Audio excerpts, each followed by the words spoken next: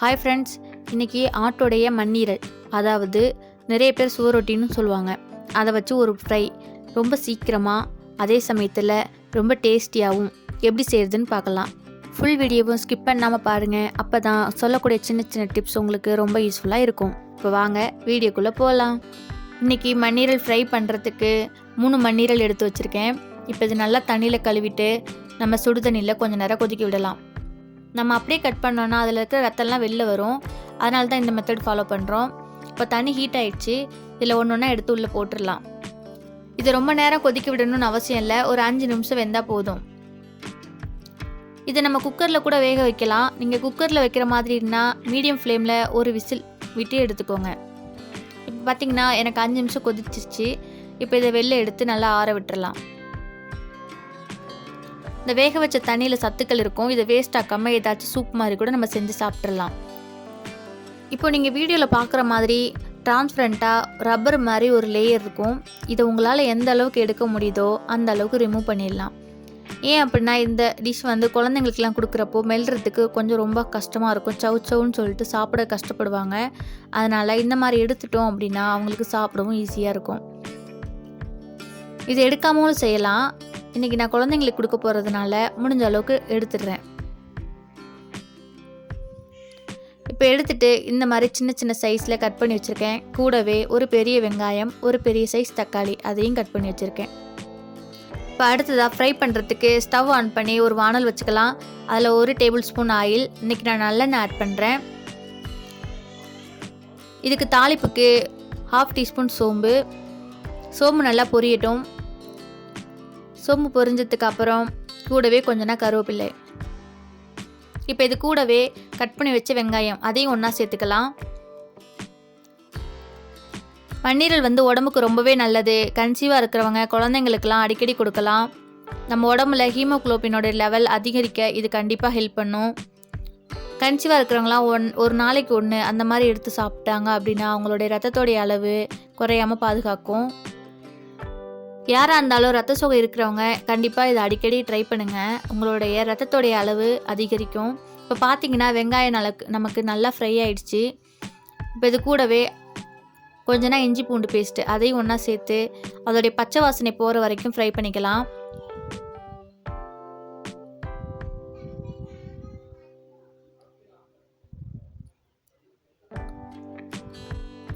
இது கூட இப்போ கட் பண்ணி வச்ச தக்காளி ஒன்றா சேர்த்துட்டு தக்காளி குழைவாக வேகிற வரைக்கும் ஒரு 2-3 நிமிஷம் வேகட்டும். பாருங்கள், தக்காளி நல்லா நமக்கு வதங்கிடுச்சு. இது கூட மசாலா சேர்த்துக்கலாம்.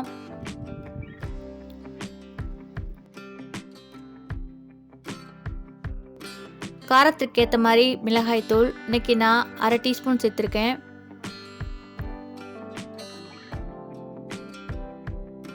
1/4 டீஸ்பூன் மஞ்சள் தூள்,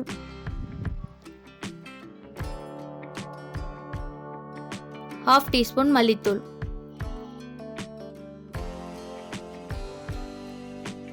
இப்போ இது எல்லாத்தையும் ஒன்றா சேர்த்துட்டு மசாலாவுடைய பச்சை வாசனை போகிற வரைக்கும் ஒரு நிமிஷம் ஃப்ரை ஆகட்டும்.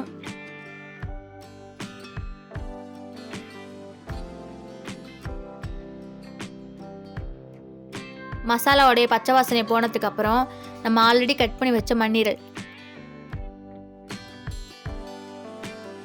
தேவையான அளவு உப்பு,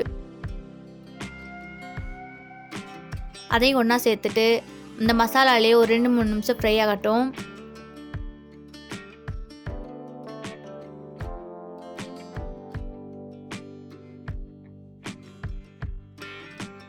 இப்போ இது கூடவே 1/2 கிளாஸ் தண்ணி, அதையும் ஒன்றா சேர்த்துக்கலாம். தண்ணி சேர்த்ததும் ஸ்டவ்வை லோ ஃப்ளேமில் வச்சுக்கோங்க. தண்ணி நல்லா சுண்டி வர வரைக்கும் வேகட்டும். மண்ணீரல் கிரேவி கூட நம்ம செய்யலாம். நார்மலாக கிரேவி செய்யும்போது அதோடைய டேஸ்ட் ஒரு சில குழந்தைங்களுக்கு பிடிக்காமல் இருக்கும். இந்த மாதிரி ஃப்ரை ட்ரை பண்ணி பாருங்கள். கண்டிப்பாக எல்லா குழந்தைங்களுமே விரும்பி சாப்பிடுவாங்க.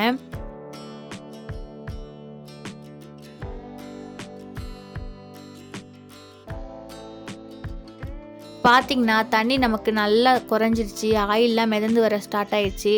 இந்த ஸ்டேஜில் நம்ம ஸ்டவ் ஆஃப் பண்ணிக்கலாம். அவ்வளோதான் ஃப்ரெண்ட்ஸ், ரொம்பவே சூப்பரான ஈஸியான மண்ணீரல் ஃப்ரை நமக்கு இப்போ ரெடி ஆகிடுச்சு.